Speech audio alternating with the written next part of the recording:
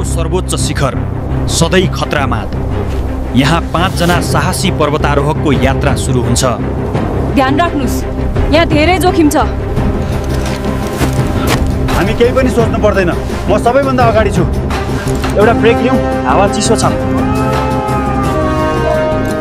सुरक्षित रहनु मुद्दे कुरा हो। राति स्टर्म आउँछ। तत्काल तल झर्नुपर्छ, आँधी आउँदैछ।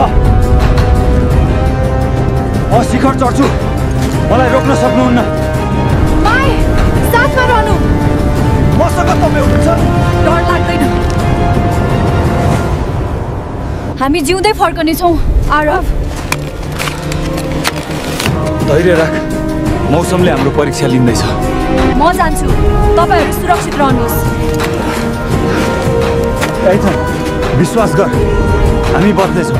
हामी जिउँदै फर्क्यौँ, यो पर्वतको शक्ति देख्यौँ। म यो अनुभव कहिले भुल्दिनँ। मानव साहस र प्रकृतिको शक्ति एभरेस्ट सधैँ चुनौतीपूर्ण, तर यो यात्रा कहिल्यै भुलिने छैन।